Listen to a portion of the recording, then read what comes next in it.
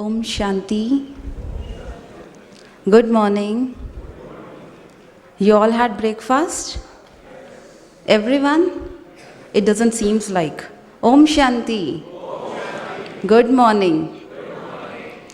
I had a doubt कि कहीं ऐसा ना हो आप में से कईयों ने नाश्ता ना किया हो, या दूसरा एक और डाउट भी उठा मेरे को, कहीं ऐसा तो नहीं कि मॉर्निंग अच्छी नहीं है।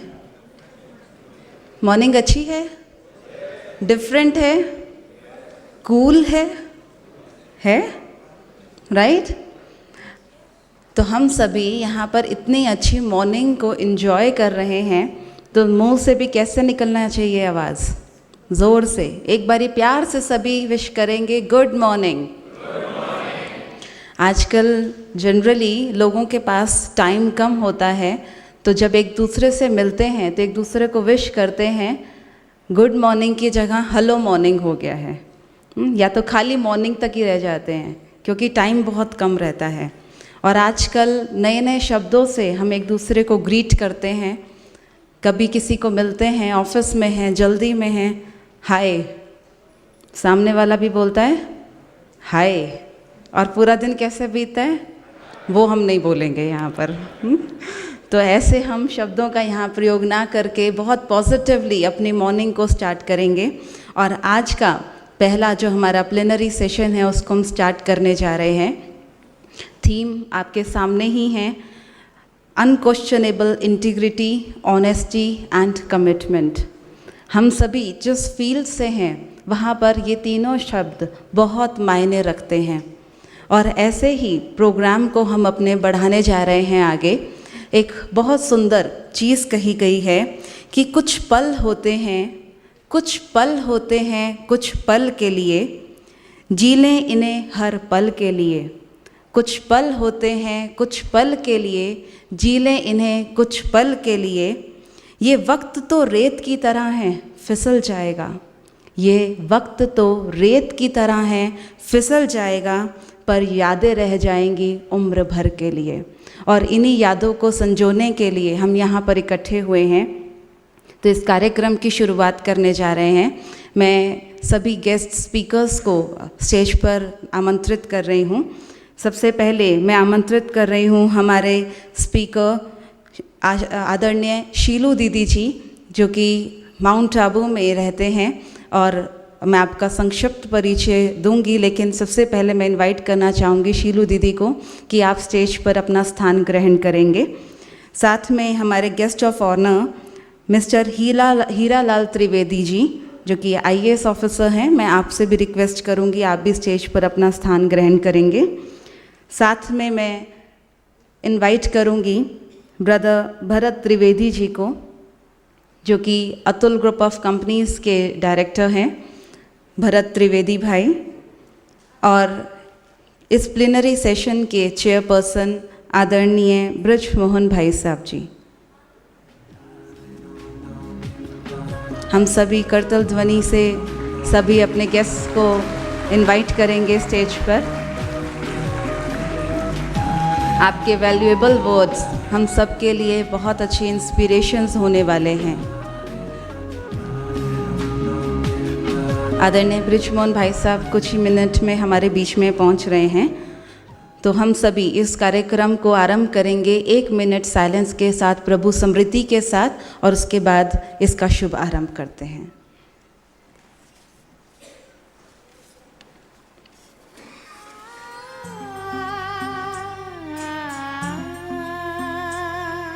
आदरणीय बृजमोहन भाई साहब भी हमारे साथ हैं। हम सभी करतल ध्वनि से भाई साहब का भी वेलकम करेंगे। और कार्यक्रम की शोभा को आगे बढ़ाते हुए मैं बहनों से अनुरोध करूंगी कि हमारे स्टेज पर उपस्थित सभी गेस्ट्स का स्वागत करेंगे फूलों के द्वारा।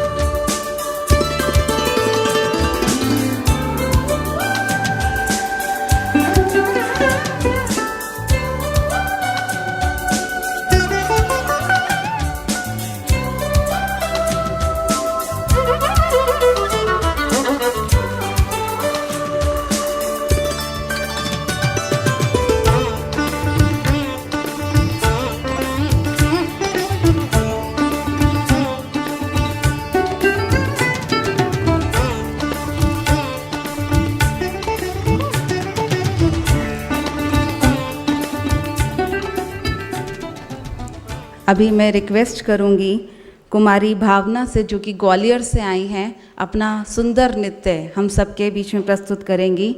शुभ दिन आयो।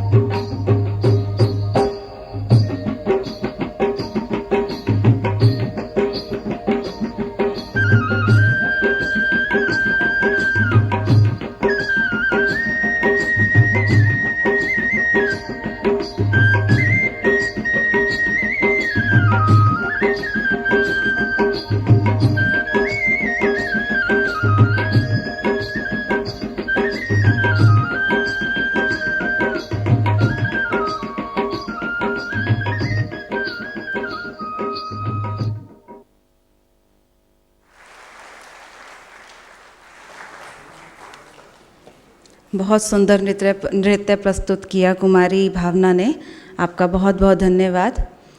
और इस कार्यक्रम को आगे बढ़ाते हुए, जिसका थीम है unquestionable integrity, honesty and commitment, जब मेरे को ये टॉपिक मिला तो मैं इसके ऊपर सोचने लगी कि क्या है ये अनक्वेश्चनेबल इंटीग्रिटी। इंटीग्रिटी तो सुना है, लेकिन अनक्वेश्चनेबल क्यों? और मुझे जो क्लिक हुआ वो ये था कि अनक्वेश्चनेबल इसलिए क्योंकि ऑनेस्टी, कमिटमेंट और इंटीग्रिटी तीनों ही शब्द ऐसे हैं जो हम सबकी लाइफ से जुड़े हुए हैं, जिसको हम ये भी कह सकते हैं कि हमारे जीवन के ये कहीं ना कहीं वैल्यू सिस्टम से भी ऊंचे कोर वैल्यूज़ होने चाहिए। हम सभी डिमांड करते हैं कि जिसके साथ भी हम संपर्क में आए, कांटेक्ट में आए, वो हमारे साथ ईमानदार हो, सच्चाई से चले, कमिटेड भी हो और प्यार से भी चले। लेकिन मैं एक क्वेश्चन रेज करने जा रही हूँ और मैं चाहती हूँ कि हम सभी अपने आप से ये क्वेश्चन रेज करें और आंसर भी हम खुद को ही दें। क्या जो इंटीग्रिटी हम लोगों के साथ चाहते हैं, क्या वो इंटीग्रिटी मेरी खुद के साथ है? A very small and petty question. जो मैं देखना चाहती हूँ, क्या केवल मैं वही देखती हूँ? येस और नो। जो मैं सुनना चाहती हूँ, क्या मैं सिर्फ वही सुनती हूँ? जो मैं बोलना चाहती हूँ, क्या सिर्फ मैं वही बोलती हूँ? या बोलने के बाद महसूस होता है, जो हम कई बारी बोल भी देते हैं, कि कहना नहीं चाहते थे, मुंह से निकल गया। ये शब्द कब निकलते हैं? जब हमारे अपने ही कर्मेंद्रियों पर इंटीग्रिटी नहीं रहती। जब हम बात करते हैं ऑनेस्टी की, तो हम कहते हैं कि हमारे साथ जो भी लोग काम कर रहे हैं वो बहुत ऑनेस्ट होने चाहिए। हम चाहे कितना भी झूठ बोल लें, लेकिन अगर सामने वाला हमारे साथ थोड़ा भी झूठ बोल जाए तो हम क्या कहते हैं? मुझे झूठ बिल्कुल पसंद नहीं है। दूसरे का झूठ बोलना पसंद नहीं, लेकिन खुद हम कितना झूठ बोल जाएं उसका हमें अंदाज़ा भी नहीं। हम चाहते हैं कि लोग 100% कमिटमेंट के साथ काम करें, लेकिन अगर मैं लेट आऊँ तो कोई बात नहीं, अगर मैं किसी चीज़ को एस्केप कर जाऊँ तो कोई बात नहीं। तो क्या रियल मीनिंग है इस अनक्वेश्चनेबल इंटीग्रिटी, ऑनेस्टी और कमिटमेंट का? इस चीज़ के बारे में आज हम जानेंगे हमारे स्टेज पर बैठे हुए सभी फैकल्टी से। और मैं अपने सभी फैकल्टीज़ को आप सभी के सामने इंट्रोड्यूस करना चाहूँगी। सबसे पहले हमारे बीच में आदरणीय बृज मोहन भाई साहब, जो कल भी हम सभी के समक्ष थे, आज इस प्लेनरी सेशन के चेयरपर्सन के रूप में हमारे बीच में मौजूद हैं।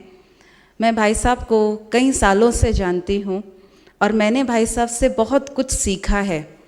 अगर प्रोफेशनल रूप से इंट्रोडक्शन दें तो हम सभी जानते हैं कि भाई साहब ब्रह्मा कुमारीज ऑर्गेनाइजेशन के एडिशनल सेक्रेटरी जनरल हैं। साथ में प्योरिटी मैगज़ीन जो हमारी छपती है, आप उसके एडिटर हैं। पॉलिटिशियंस विंग के आप चेयरपर्सन के रूप में भी सेवाएं करते हैं। आप चार्टर्ड अकाउंटेंट और LLB भी आपने किया है। साथ साथ आप देश विदेश में आपका भ्रमण होता है और बहुत सारे लोगों को आप इंस्पायर करते हैं। हमारा जो पीस ऑफ माइंड चैनल बना है, उस पर डेली आपका प्रोग्राम आता है और हज़ारों लोग उसको देख करके अपने लाइफ में बेनिफिट ले रहे हैं। तो ऐसे आदरणीय बृजमोहन भाई साहब हमारे बीच में हैं, लेकिन उससे भी ज़्यादा आप इतने रमणीक और इतने लाइट हैं कि कोई भी आपसे मिलता है तो आप उसको इतना लाइट कर देते हैं। आप आज जब भाई साहब से सुनेंगे तो आप खुद महसूस करेंगे कि बातें तो वही हैं जो हम जानते भी हैं, सुनते भी आए हैं, लेकिन कितना इजी है उसको प्रैक्टिकली लाइफ में इम्प्लीमेंट करना, ये हम जानेंगे बृजमोहन भाई साहब के द्वारा। हमारे बीच में हमारे guest speaker mister Hira Lal Trivedi जी भी हैं। आप MA और LLB आपने किया है उज्जैन यूनिवर्सिटी से, और आप आपका कैरियर आपने स्टार्ट किया as deputy collector of Balaghat Bhopal and he is presently state information commissioner government of MP. आप बहुत अच्छे कवि भी हैं और आपने एक बहुत अच्छी बुक भी लिखी है जिसका नाम है 55 से बचपन तक। तो ऐसे आदरणीय आईएएस ऑफिसर हमारे बीच में हैं। हम आपसे भी सुनेंगे कि इन तीनों शब्दों का आखिर आधार क्या है और कैसे हम अपने लाइफ में इम्प्लीमेंट करें। फिर हमारे बीच में आदरणीय शीलू दीदी जी भी मौजूद हैं, जो कि बचपन से ही लगभग 12 वर्ष की आयु से ही आपका इंक्लिनेशन रहा स्पिरिचुअलिटी की तरफ और आप ब्रह्मा कुमारी से एसोसिएटेड हुए। 21 इयर्स की एज में आपने डेडिकेटेड रूप से ब्रह्मा कुमारीज में अपनी सेवाएं देना आरंभ किया और 1976 से आप माउंट आबू हेडक्वार्टर्स में अपनी सेवाएं दे रहे हैं। आप एजुकेशन विंग के हेडक्वार्टर कोऑर्डिनेटर भी हैं। आपने लगभग 70 कंट्रीज़ में भी भ्रमण किया और बहुत सारे लोगों को इंस्पायर किया। आपका भी program peace of mind channel, Zee TV आदि चैनल्स पर आता रहता है। तो आदरणीय शीलू दीदी भी हमारे बीच में हैं, हम आपसे भी सुनेंगे। और हमारे साथ हैं आदरणीय भरत त्रिवेदी भाई, जो कि 1984 में आपने आईआईटी बॉम्बे से अपनी एजुकेशन कंप्लीट की और आपको वर्तमान समय 21 साल हो चुके हैं इस ऑर्गेनाइजेशन से एसोसिएटेड हुए। आप डायरेक्टर हैं अतुल ग्रुप ऑफ कंपनीज़ के और ट्रस्टी हैं आप अतुल फाउंडेशन के। साथ साथ आप एडमिनिस्ट्रेशन विंग के सीनियर फैकल्टी भी हैं और इसके मेंबर भी हैं। तो हम आपसे भी आपके एक्सपीरियंस सुनेंगे।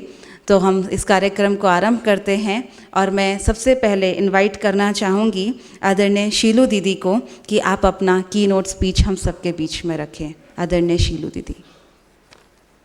और हम सभी क्या करेंगे?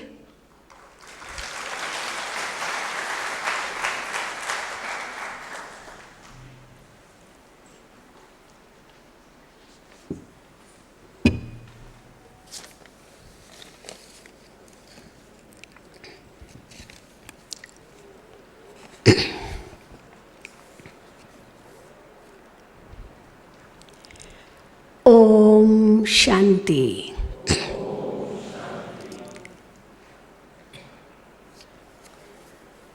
परम शासक, परम पिता, परमात्मा की अति प्रिय संतानों, मंच पर आसीन राजयोगी ब्रह्मा कुमार ब्रिजमोहन भाई जी, भ्राता हीरालाल त्रिवेदी जी, भ्राता भरत त्रिवेदी जी, ब्रह्मा कुमारी ख्याति जी जो इस कार्यक्रम को कोऑर्डिनेट कर रहे हैं, और आप सभी भारत के कोने कोने से आए हुए एडमिनिस्ट्रेटर्स, एग्जीक्यूटिव्स, मैनेजर्स, इस बहुत ही गहरे विषय को लेकर कॉन्फ्रेंस में empowering administrators for good governance and sustainable progress. तो सुशासन और सतत प्रगति के लिए प्रशासकों के लिए कैसे प्रशासकों को सशक्त किया जाए,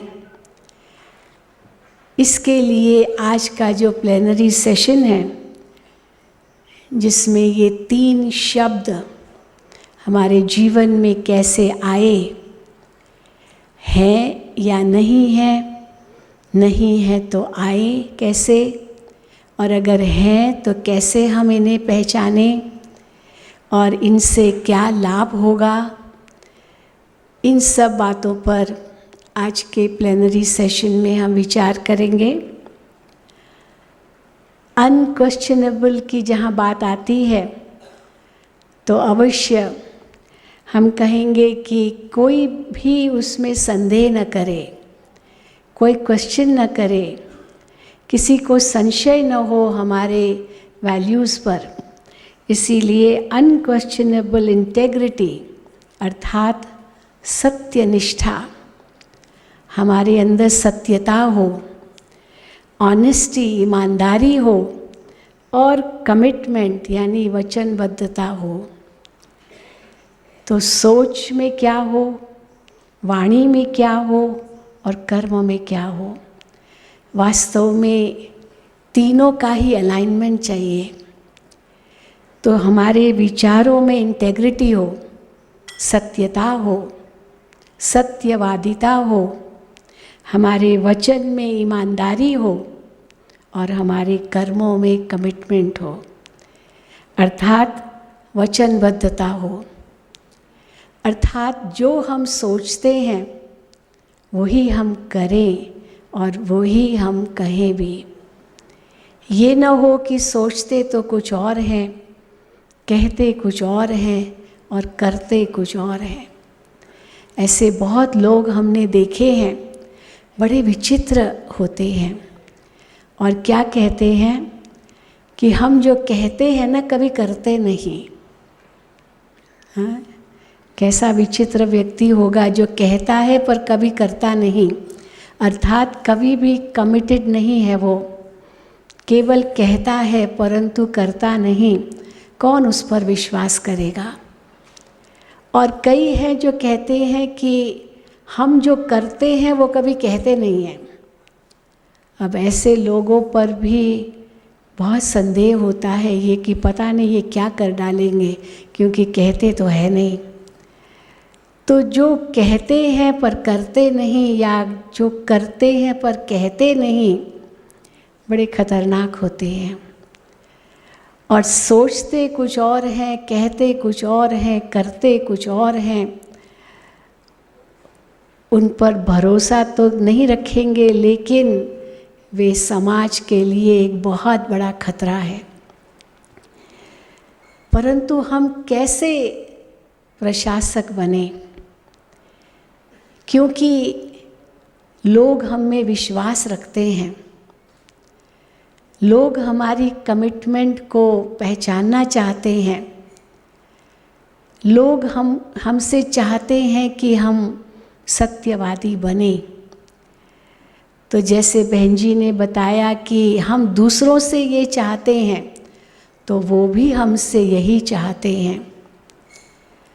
कई बार हम सोचते हैं कि हम दूसरों से तो ये चाहते हैं, लेकिन हम हो न हो उससे क्या फ़र्क पड़ता है। किसी ने कहा कि दूसरों को दोषी बनाने में तो मिनट भी नहीं लगता, एक सेकंड भी नहीं लगता। ब्लेम गेम हम बहुत खेलते हैं, बचपन से ही खेलते आए हैं कि मेरी जो ये स्थिति है इसका कारण कोई और है, मैं नहीं हूँ। न जाने कितनों पर वो दोष धरते हैं और बहानेबाजी करते रहते हैं। और यहाँ तक कहते हैं क्या करूँ, मुझे कितना सहन करना पड़ता है, मुझे कितना सहन करना पड़ता है, क्या कहूँ, क्या करूँ, क्या कहूँ, क्या बताऊँ, जैसे कि बहुत बड़ा बोझ लेकर के चल रहे हैं। तो कई बार हम सोचते हैं कि हम इतना सोचते हैं कि हमें कितना सहन करना पड़ता है, लेकिन कभी ये भी हमने सोचा कि हमारे अंदर जो कमियां हैं, कमज़ोरियां हैं, या कुछ भी बुरी बातें हैं, वो दूसरों को कितना सहन करना पड़ता होगा हमारा। जैसे हमको दूसरों का सहन करना पड़ता है, हमको भी तो दूसरों का, उनको भी तो हमारा सहन करना पड़ता है। तो इसीलिए हमें भी सहन करना है जैसे वो भी सहन कर रहे हैं। लेकिन अगर हम सच्चे हैं तो हम इसको ये भी नहीं कहते कि सहन कर रहे हैं, क्योंकि हमारा दिल साफ है, हमारा मन साफ है। तो कहा जाता है कि दिल साफ मुराद हासिल। अगर हमारा दिल साफ है, हम अंदर से सच्चे हैं, तो सच्चा व्यक्ति कभी डरता नहीं है। सच्चे व्यक्ति को सच बताने में डर नहीं लगेगा, और सच्चा है इसीलिए उसको कुछ छिपाना नहीं है, तो कुछ उसके लिए डरता भी नहीं है, क्योंकि जो सच्ची बात है वो तो है ही। इसीलिए कहा जाता है सच तभी ठो नच, एक कहावत है सिंधी में। तो जो सच्चा व्यक्ति है वो तो नाचता है। इसलिए सत्यवादी, इंटेग्रिटी अर्थात अंतर में इतनी सच्चाई हो, पर वो सच्चाई का आधार क्या है? वो सच्चाई तब आ सकती है जब हम पहले अपने सत्य स्वरूप परमात्मा, सत्य स्वरूप आत्मा को पहचानेंगे, क्योंकि आत्मा ही सत्य है। आध्यात्मिकता में आत्मा की जब पहचान दी जाती है तब हम कहते हैं सत्य चितानंद स्वरूप। तो आत्मा सत्य है, सत्य अर्थात अविनाशी है। जो सत्य होता है, सत्यवादी होता है, जो है जैसा है उसी रूप में होता है। जो व्यक्ति झूठा होता है, उस एक झूठ को छिपाने, इस एक झूठ बताकर, यानी एक सच को छिपाने के लिए उसको कितने झूठ बोलने पड़ते हैं, क्योंकि एक सच को वो छिपा रहा है। और एक झूठ केवल नहीं होता, फिर उस झूठ को साबित करने के लिए कितने झूठ बोलने पड़ते हैं। तो झूठ का सिलसिला चलता ही रहता है, और फिर उसको याद करना पड़ता है कि मैंने पहले कौन सा झूठ बोला था। लेकिन जो सत्यवादी है उसको कुछ भी याद करने की ज़रूरत नहीं है, जो है जैसा है वही रूप है। इसीलिए आत्मा को जब हम सत्य कहते हैं तो इसका भाव यही है कि आत्मा कभी बदलती नहीं है, आत्मा कभी जलती नहीं है, कटती नहीं है, सूखती नहीं है, गीली होती नहीं। यानी आत्मा जो सच्चित आनंद स्वरूप है, क्योंकि जो आत्मा है, सत्य है, वही चैतन्य है और वो सदा आनंद स्वरूप है। तो जो व्यक्ति सच्चा है वो अवश्य उसी आनंद की स्थिति में रहेगा, उसके अंदर कोई डर नहीं होगा। और जिसके अंदर सत्यता है वो ऑनेस्ट भी होगा, ईमानदार होगा। ये नहीं कि कहेगा कुछ और करेगा कुछ और, क्योंकि ऑनेस्टी का भी इंटेग्रिटी के साथ बहुत गहरा रिश्ता है। ऑनेस्टी कई बार हमारी कमज़ोरी की भी हम वर्णन करते हैं। कई ऐसे हैं इतने ऑनेस्ट हैं कि उनके अंदर जो कमज़ोरी है वो भी बता देते हैं कि भाई ये मेरे अंदर कमज़ोरी है, वो ऑनेस्ट हैं। लेकिन ये ऑनेस्टी कोई इंटेग्रिटी इसके साथ जुड़ती नहीं है, क्योंकि वो कमज़ोरी मेरी वास्तविक कमज़ोरी नहीं है। इंटेग्रिटी में जब सत्यवादिता आती है तो उस सत्यवादिता में आत्मा जो सत्य स्वरूप है, उस सत्य स्वरूप में तो शक्ति है। और अगर हम ये ऑनेस्टी से कहते हैं कि भाई क्या करूं, मेरे अंदर ये कमज़ोरी है, तो ये तो इंटेग्रिटी नहीं हुई। तो इंटेग्रिटी में ऑनेस्टी ज़रूर है, पर ऑनेस्टी में इंटेग्रिटी हो ये ज़रूरी नहीं है। पर अगर ऑनेस्टी भी है और इंटेग्रिटी भी है, साथ साथ हैं, तो वो तो आत्मा सत्यवादी अवश्य है। और जब वो सत्यवादी है तो जो वो कहेगी वो ही करेगी, चाहे उसके लिए मर मिटना पड़े। इसीलिए कहावत है, जो वायदा किया है वो निभाना पड़ेगा। यहाँ तक कि राजपूतों के लिए कहते थे कि हाँ, जो मुख से वचन निकाला उस वचन पर वो इतने प्रतिबद्ध थे कि उसके लिए मर मिटते थे, लेकिन अपने वचन से पीछे नहीं हटते थे। तो वो जो कमिटमेंट है वो ऑनेस्टी और इंटेग्रिटी से आती है। परंतु किसी को खुश करने के लिए हम कमिट कर लें और फिर हम कर न सकें, ये तो बहुत बड़ी डिसऑनेस्टी हो गई। तो इसीलिए ये सारे ही जो वैल्यूज़ है वो कब आएंगे? वे तब ही आ सकेंगे जब हम आत्मा अपने सत्य स्वरूप को पहचानेंगे, क्योंकि ये गुण हमको बाहर से नहीं लेने हैं। ऐसे तो नहीं कि हम इंटेग्रिटी या ऑनेस्टी या कमिटमेंट किसी बाहर के व्यक्ति से हम लेंगे। ये तो अपने अंदर ही, अपने आप की सोच में, अपने आप के आत्मनिरीक्षण के द्वारा, आत्मविश्लेषण के द्वारा, आत्मचिंतन के द्वारा इसको अनुभव करना है। इसलिए वैल्यूज़ के लिए कहते हैं कि values can never be taught but they are cot.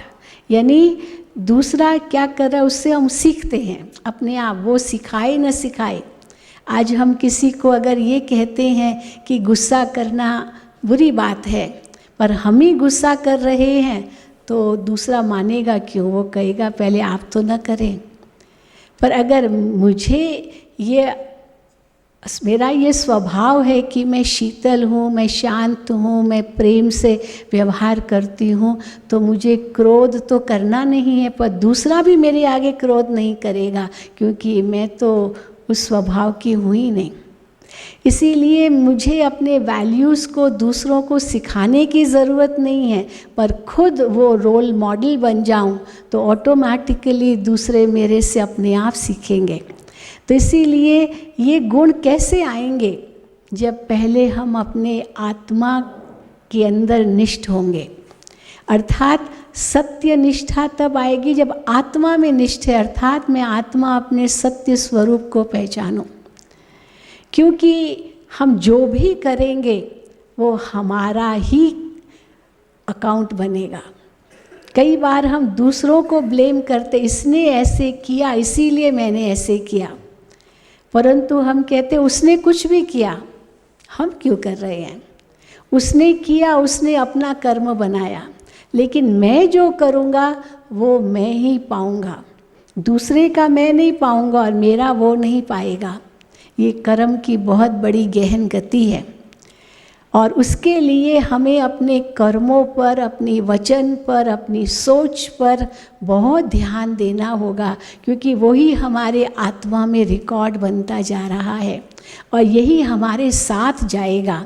ये हमको बहुत इसका ध्यान देना होगा।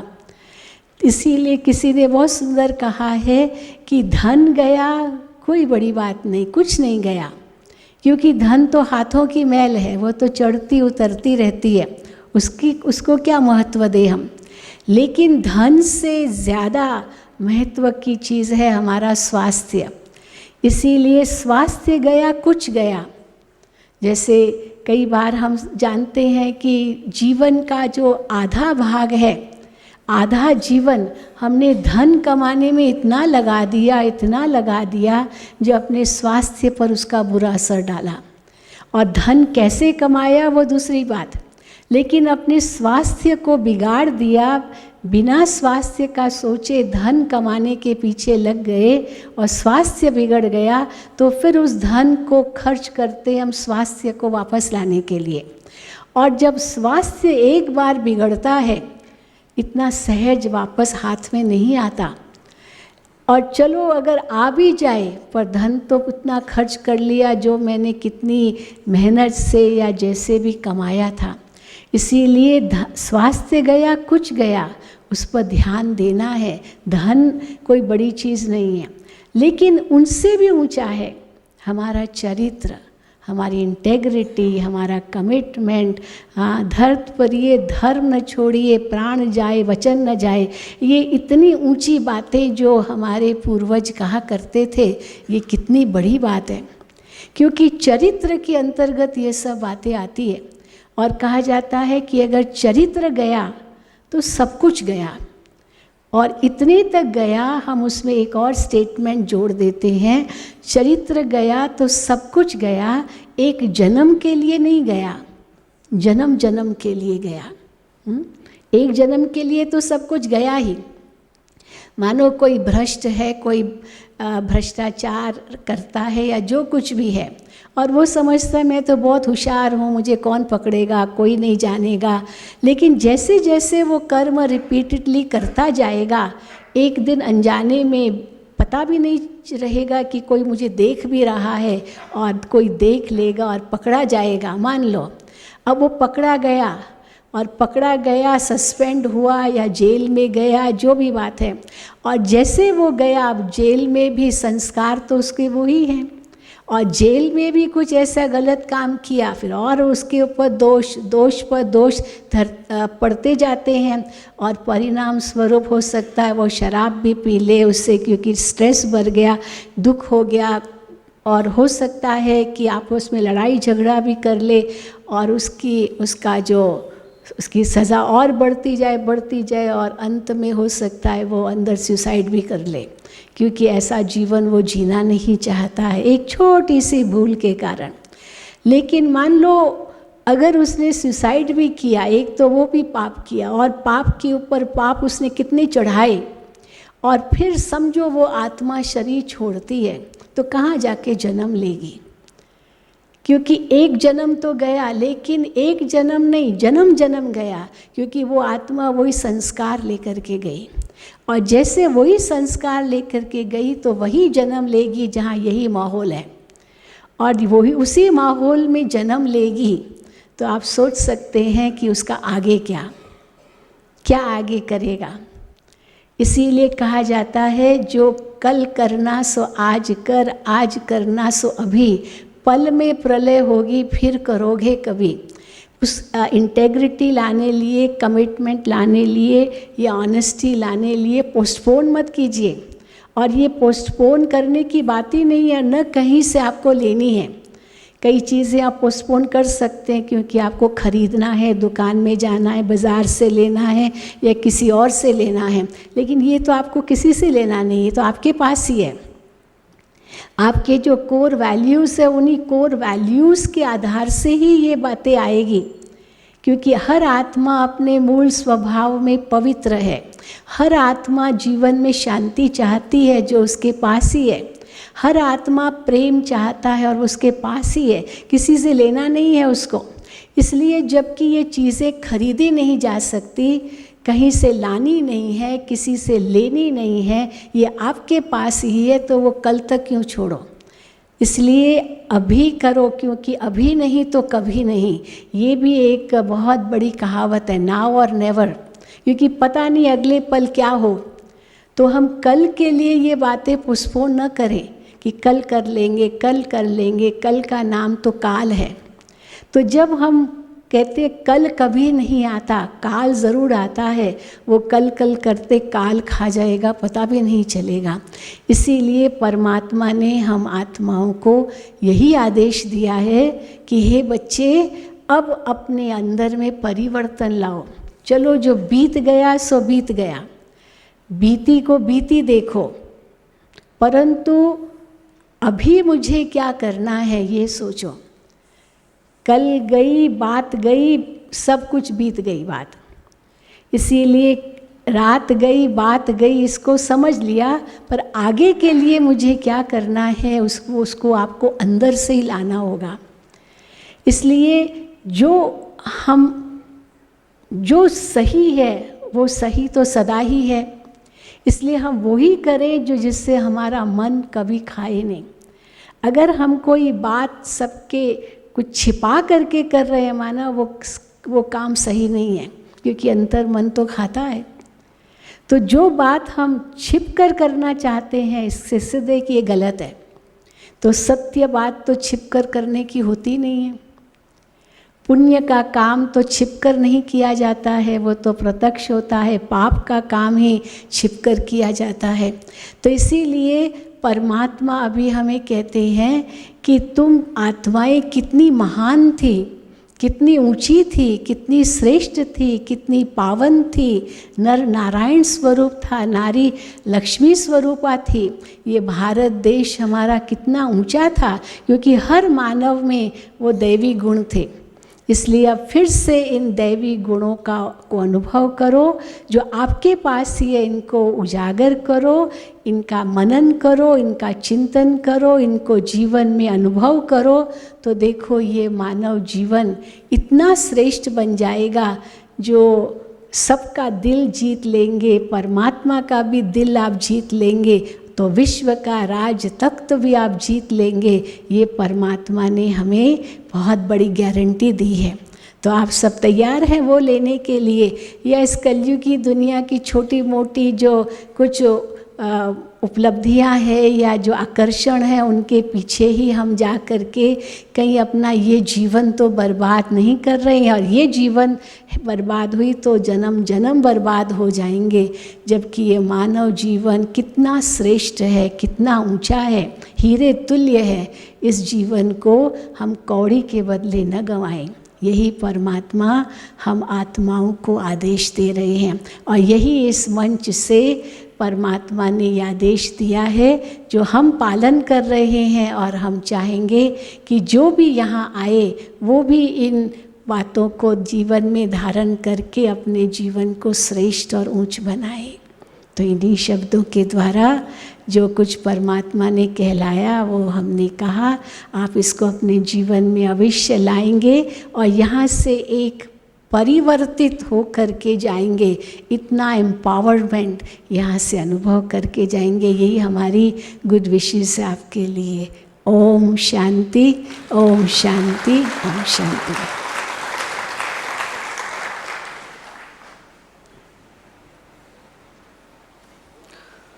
ओम शांति। बहुत बहुत थैंक्स है दीदी का।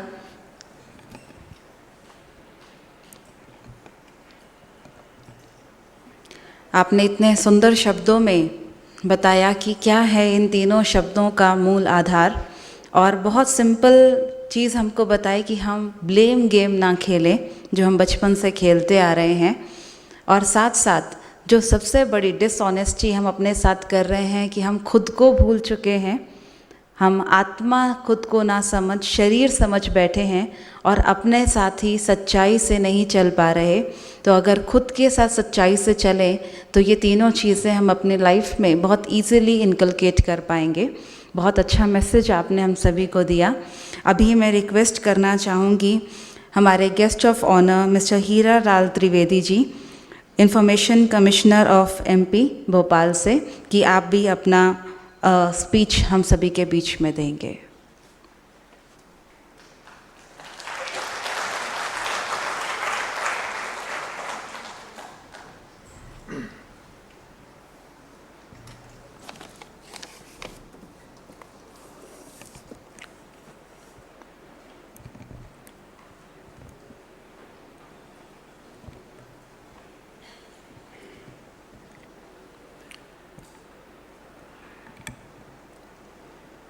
ओम शांति।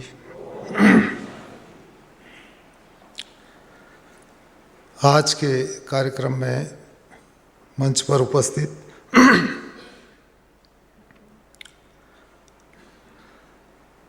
भाई राजयोगी ब्रजमोहन जी,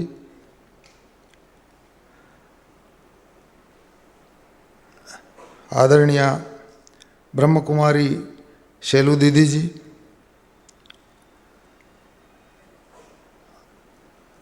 भाई भरत त्रिवेदी, आज इस कार्यक्रम में भाग लेने आए आप सभी सम्माननीय अतिथिगण, ये सेमिनार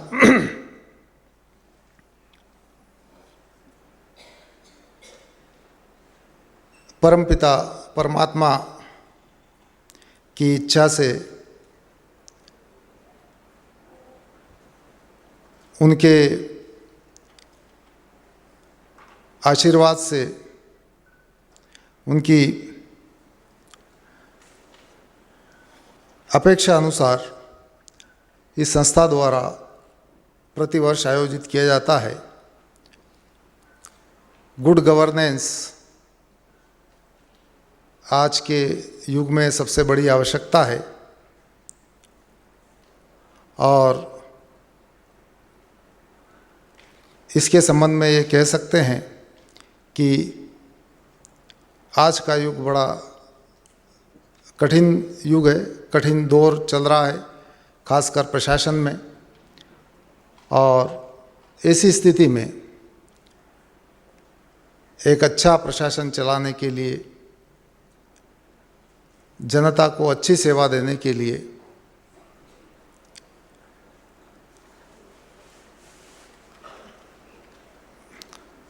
प्रजापिता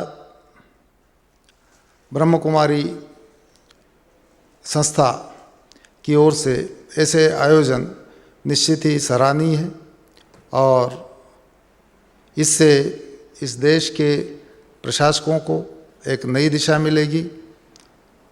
यहाँ बैठकर चर्चा करने, उस पर विचार करने और उसको समझने, उसको अपने जीवन में ढालने के लिए एक अच्छा अपॉर्चुनिटी है ये।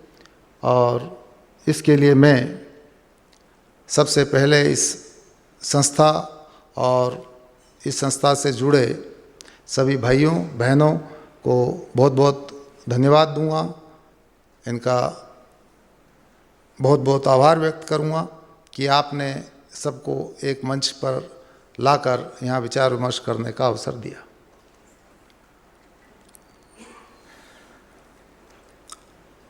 आज का जो विषय है वो है unquestionable integrity, honesty and commitment. इस पे विचार करने से पहले एक जो मूल मुद्दा है हम थोड़ा उस पर बात करेंगे। एक तो कि प्रशासन क्या है और ये किसके लिए।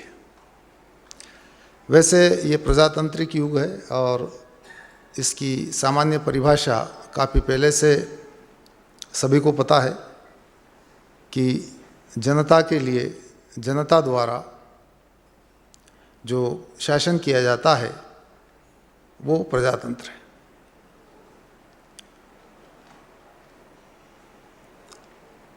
प्रशासक का जो रोल है वो जनता के लिए जो शासन किया जाता है या जनता की सेवा के लिए जो कार्य किया जाता है उस कार्य का निमित्त बनना मात्र है। देने वाला परमात्मा है, करने वाला परमात्मा है। उन्होंने एक तंत्र बनाया है और उस तंत्र के माध्यम से आम जनता तक जो सेवा पहुंचानी है, जो सेवा करना है, वह कार्य उनके द्वारा किया जाना है।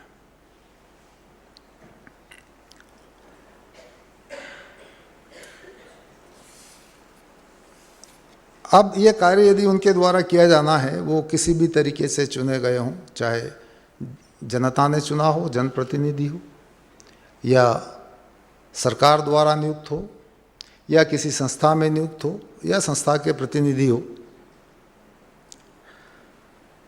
वह प्रशासक कैसा होना चाहिए, उसकी इंटीग्रिटी पर बात करने से पहले हम ये देखेंगे कि वो प्रशासक कैसा होना चाहिए। उसका एक पॉजिटिव है, एक नेगेटिव है। जैसे वो ईमानदार हो, बेईमान ना हो।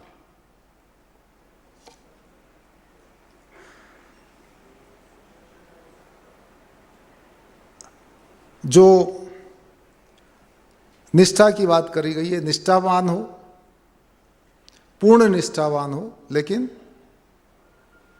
डिसऑनेस्ट ना हो, बेईमान ना हो। पारदर्शी हो, पर्दे में कोई कार्य न करे। सद्भाव शांति का द्योतक हो, दोहरी नीति वाला या अत्याचार करने वाला न हो। निर्णय लेने की क्षमता हो जिसमें, ढीला ढाला प्रशासन वाला ना हो। स्वच्छ साफ छवि वाला हो। उसका जो आचरण है वह गंदा ना हो।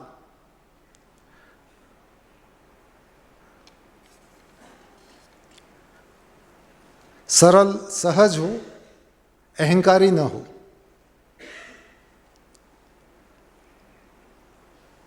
स्वयं को सेवक समझे और दूसरों को छोटा न समझे। केवल अपना भला न सोचे, परोपकारी भी हो। तो ये एक प्रशासक के दोनों पहलू होते हैं, क्या हो क्या नहीं हो। और आम जनता या सभी लोग इन दोनों दृष्टिकोण से वो देखते हैं, क्योंकि उसका जो पॉजिटिव पहलू है वह भी दिखना चाहिए। यदि नेगेटिव पहलू दिखने लगा तो यदि उसमें पॉजिटिव पहलू है तब भी वह जो है अपनी उसकी छवि उससे खराब हो जाती है। निष्ठावान का अर्थ ही यही है कि जितने पॉजिटिव वैल्यूज इसमें बताए गए हैं, पूर्ण निष्ठावान होना, इंटीग्रिटी उसकी जो है जिधर भी हो पूरी हो, हाफ हार्टेड नहीं हो। इंटीग्रिटी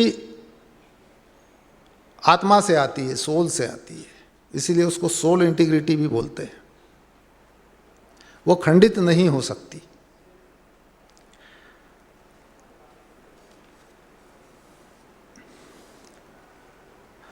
और एक प्रशासक में ये गुण, उस प्रशासन को देखने वाले भी, उसका लाभ लेने वाले भी, सभी उसका मूल्यांकन इन्हीं चीज़ों से करते हैं। इसमें जो एक महत्वपूर्ण बात है वो अभी भी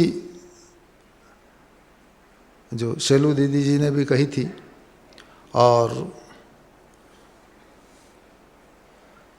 उसके पहले भी ये मुद्दे उठे हैं कि आप कैसा प्रशासन चाहते हैं, कैसी सन्निष्ठा चाहते हैं, कैसी ईमानदारी चाहते हैं, कैसा कमिटमेंट चाहते हैं, किससे चाहते हैं। इसका सीधा सा अर्थ है जो आप नीचे वालों से चाहते हो वही आपको देना है। हम अपने नीचे वाले से, अपने सहयोगी से, अपने अधीनस्थ से क्या चाहते हैं, कैसी इंटीग्रिटी चाहते हैं, कैसी ऑनेस्टी चाहते हैं, कैसा कमिटमेंट चाहते हैं, वही हमें देना है। वही हमें, क्योंकि हमसे ऊपर वाला, हमें देखने वाला, चाहे वो हमारा बास हो, चाहे वो सरकार हो, चाहे वो परमात्मा हो, वह यही चाहता है जो हम अपने साथियों से, अपने सहयोगियों से, अपने नीचे वालों से चाहते हैं। और ये बात हर जगह लागू होती है। मैं केवल सरकार की बात नहीं कर रहा हूँ, परिवार में भी आप जाइए, परिवार में भी सन्निष्ठ रहना पड़ेगा। हम चाहे पिता पुत्र का रिश्ता हो, पति पत्नी का हो, माता पिता और बच्चों का रिश्ता हो, सभी में ये तत्व काम करते हैं, इंटीग्रिटी, ऑनेस्टी और कमिटमेंट। यदि ये नहीं है तब वे रिश्ते मात्र दिखावा रह जाते हैं और एक दूसरे के बीच में, रिश्तों के बीच में भी दरारें आ जाती है। तो ये जो गुड गवर्नेंस के लिए जो गुण है या जो तत्व है किसी प्रशासक में होना चाहिए, वो केवल वहीं तक सीमित नहीं है, समाज के प्रति भी वही है। क्योंकि समाज से हम क्या चाहते हैं, अपने लिए क्या चाहते हैं, समाज को हम क्या देना चाहते हैं। जो हम चाहते हैं वही हम देंगे, और वही देंगे तो उसी का जो है रिफ्लेक्शन हम पर आएगा, उसी से हमारा मूल्यांकन होगा और वही चीज़ें आम जनता देखेगी। कल इस सम्मेलन के उद्घाटन के समय भी ये बात आई थी और भाई ब्रजमोहन जी ने उसको बड़े अच्छे तरीके से बताया था कल मेरे को, वो मैं फिर रिपीट करना चाहूँगा। उन्होंने बैंक बैलेंस बताया था आपका, कि आपके बैंक बैलेंस में क्या जमा हो रहा है, क्या माइनस हो रहा है। ये जो आप काम कर रहे हैं, जो जिम्मेदारी सौंपी गई है उसको पूरा कर रहे हैं, उसी से आकलन होता है कि आपके खाते में क्या जमा हो रहा है, क्या उसमें से कमी हो रही है। और ये बैंक बैलेंस वो धन वाला बैलेंस नहीं है, ये बैंक बैलेंस हमारे कर्म वाला है कि हमने अच्छा काम किया तो हमारे खाते में अच्छी चीज़ें जुड़ेगी, हमारा जो मूल्यांकन है उसमें हमें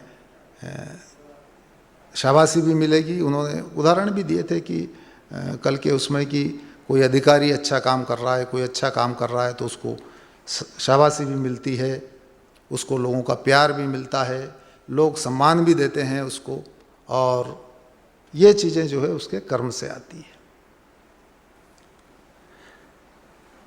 तो यहाँ पर जब हम इंटीग्रिटी और ऑनेस्टी और कमिटमेंट की बात कर रहे हैं तो ये हर जगह मौजूद है। एक प्रशासक में ये चीज़ें यदि हम सरकारी रेफरेंस में बात करें तो ये कहेंगे कि जो भी ड्यूटीज़ उसे सौंपी जाती है, जो कर्तव्य उसे सौंपे जाते हैं, उनको पूरा करना उसका कमिटमेंट है, उसको ऑनेस्टी से पूरा करना और उसको जनता के लिए या एक सेवा करने की दृष्टि से पूरा करना, यही उसकी इंटीग्रिटी है। ये कर्तव्य से जुड़ी हुई सब चीज़ें हैं। जो भी दायित्व उसको सौंप रखे हैं, जैसे कल एक उदाहरण सामने आया था कि हमारे यहाँ कोई भी चीज़ वित्तीय स्थिति यदि किसी को सौंपी जाती है या जो भी प्रक्रिया रही हो, जो भी कारण रहे हों, तो घाटे में चीज़ें जाती है। लेकिन विदेशों में जो है ये चीज़ घाटे में नहीं जाती है, क्योंकि वहाँ कर चुकाने वाले भी ईमानदार हैं, कर कलेक्ट करने वाले भी ईमानदार हैं और उनका उपयोग करने वाले भी ऑनेस्टी से उसका उपयोग करते हैं। हमारे यहाँ इन सभी चीज़ों में कमी है कि कर जो है देने वाले भी ईमानदार नहीं हैं बहुत लोग, और कर कलेक्ट करने वाले भी को भी वो लोग जो है ऑनेस्ट नहीं रहने देते कई लोगों को, और कर का जो व्यय है वो भी ईमानदारी से नहीं होता है।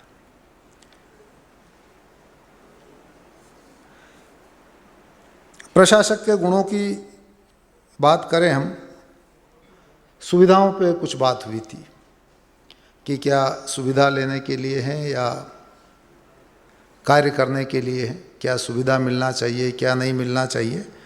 मैं एक दो उदाहरण देना चाहूँगा।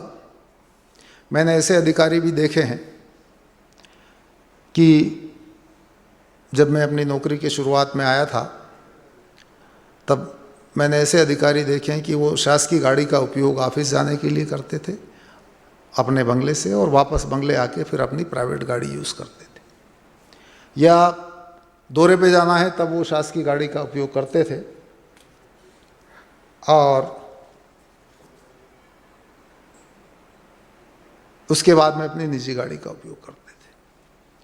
और एक उदाहरण ऐसा भी देखा है कि एक अधिकारी अपनी जब ड्यूटी ज्वाइन करते हैं तो अपना पहला महीना वो इसी उधेड़-बुन में लगा देते हैं कि कहाँ से कितनी गाड़ियाँ आएगी, कुत्ते को कौन सी गाड़ी घुमाएगी, फैमिली के लिए कौन सी गाड़ी घूमेगी और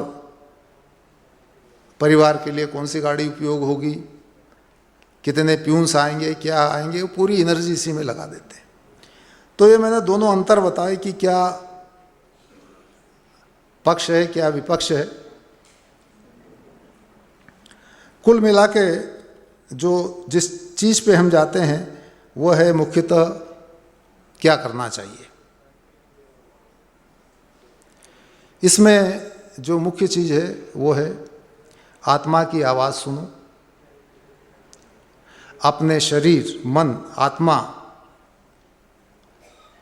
इनका ध्यान रखो।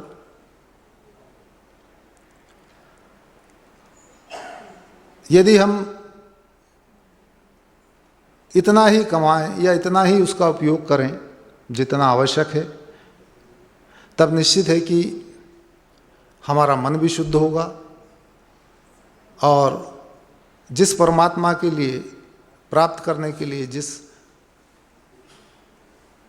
परमात्मा के निर्देशों पे हम काम कर रहे हैं,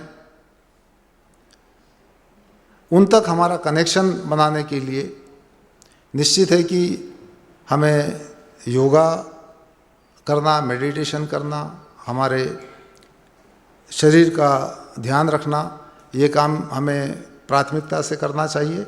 और यदि हमारा ध्यान इस ओर लगा तो निश्चित है कि हम सन्निष्ठ रह के ईमानदारी से अपना कमिटमेंट पूरा करेंगे और जिस कार्य के लिए हम यहाँ एकत्रित हुए हैं, यहाँ से हम कुछ सीख के जाएंगे और जनता की बेहतर सेवा कर सकेंगे, जनता को हम अपना सर्वश्रेष्ठ दे सकेंगे। यही मेरी अपेक्षा है।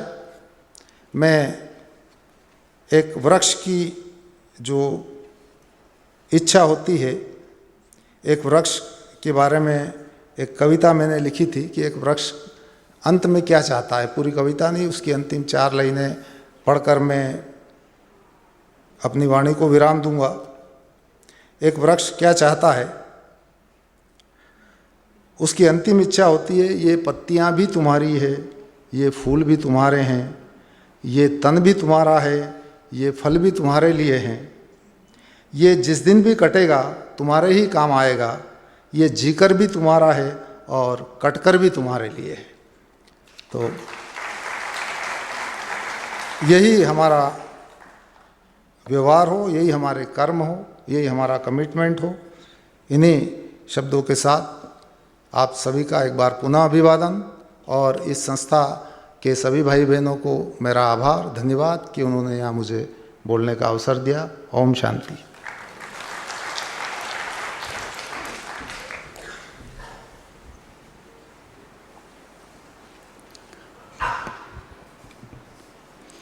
बहुत बहुत धन्यवाद भाई साहब का। आपने अंत में जो पेड़ का उदाहरण दिया वो एकदम उपयुक्त है और अपने जो आपने स्पीच दिया उसमें बहुत सुंदर रूप से ये बताया कि जो भी हम कर्म कर रहे हैं, हम जिन वैल्यूज़ को यूज़ कर रहे हैं, उसका डायरेक्ट प्रभाव ना केवल खुद पर पड़ता है परंतु समाज पर और हमारे परिवार पर भी पड़ता है। तो किस तरह से हम उसको अपने जीवन में यूज़ करें ताकि जो भी हमारे साथ जुड़े हुए हैं उन सभी को ही उसका पूर्णतः लाभ मिल सके। बहुत सुंदर शब्दों में आपने बताया। अब मैं अनुरोध करूँगी भरत त्रिवेदी भाई से कि आप भी हमारे समक्ष आएँ और आपने अपने जीवन में किस तरह से इस इंटीग्रिटी को, कमिटमेंट को और ऑनेस्टी को अपने लाइफ में इम्प्लीमेंट किया है, अपने एक्सपीरियंस से हम सबके बीच में शेयर करेंगे।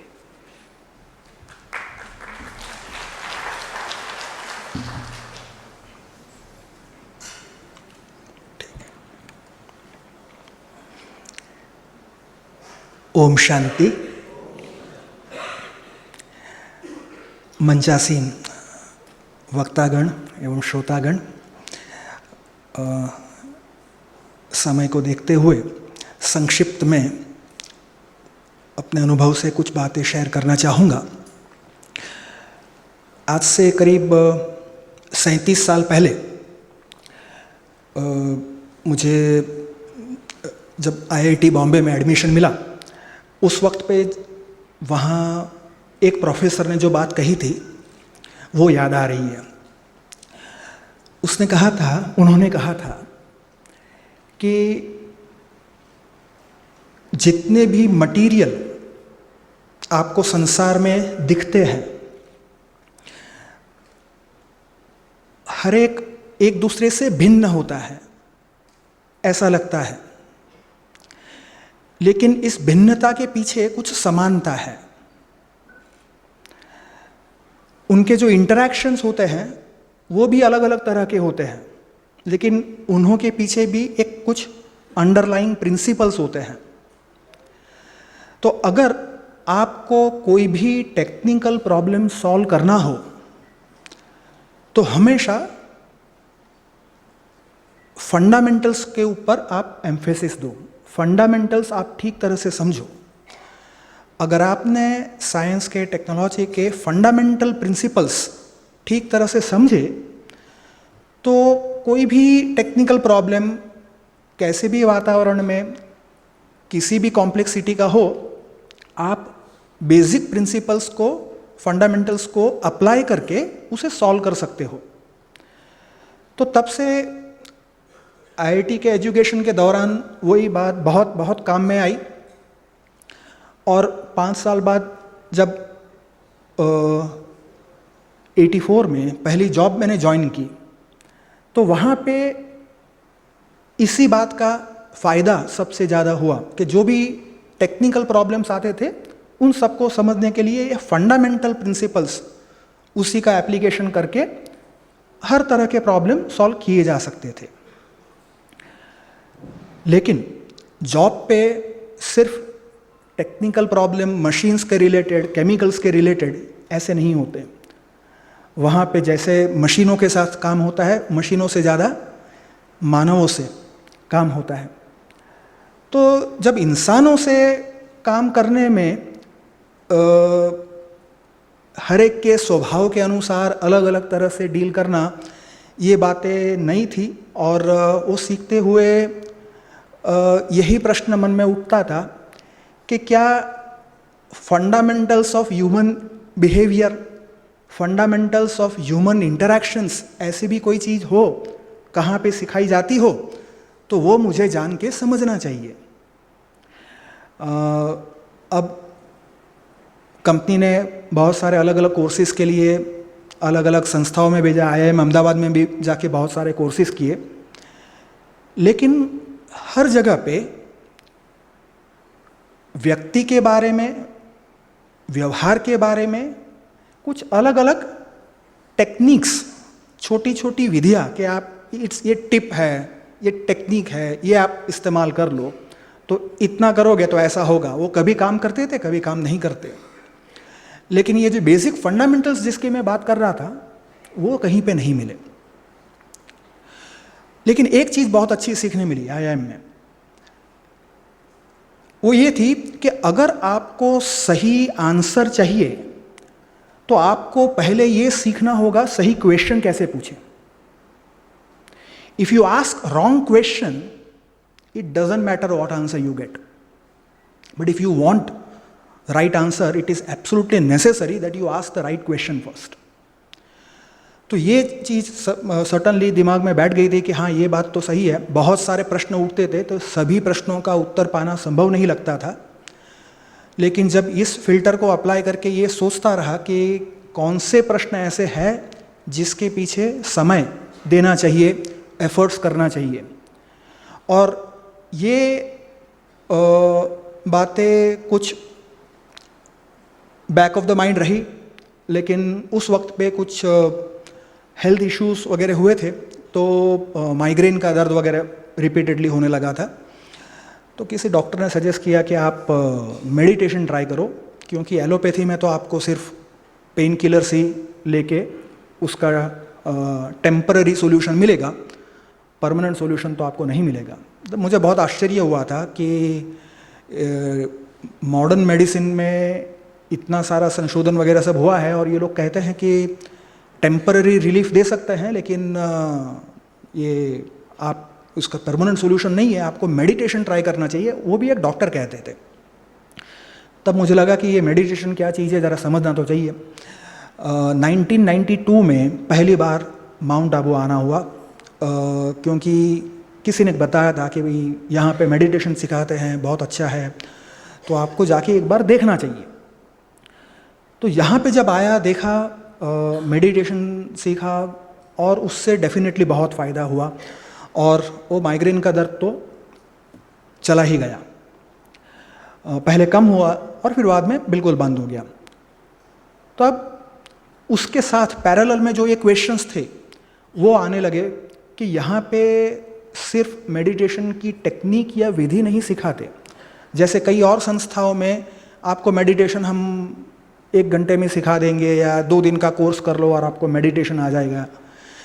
Here it was more a question about changing your entire life style, discovering your self. तो ये सब चीज़ें बहुत नई थी। जो मेन चीज़ सीखने मिली, सबसे पहले जो रियलाइजेशन हुआ वो ये कि यहाँ पे आते ही पहली विज़िट में तो जैसे आप सबको भी हुआ होगा, मुझे भी यही हुआ था उस वक्त पे, कि यहाँ पे बहुत अच्छी व्यवस्था है, सफाई अच्छी है, काम का सब बहुत सरलता से होता है, शांति बहुत अच्छी है, बहुत अच्छे अच्छे स्लोगन्स लिखे हुए हैं, ये ऐसी बहुत सारी चीज़ें दिखी है। बट ओवर द पीरियड ये बात रियलाइज़ हुई कि यहाँ जो कुछ दिखता है वो जितना अच्छा है उससे कई गुना अच्छा वो है जो दिखाई नहीं देता।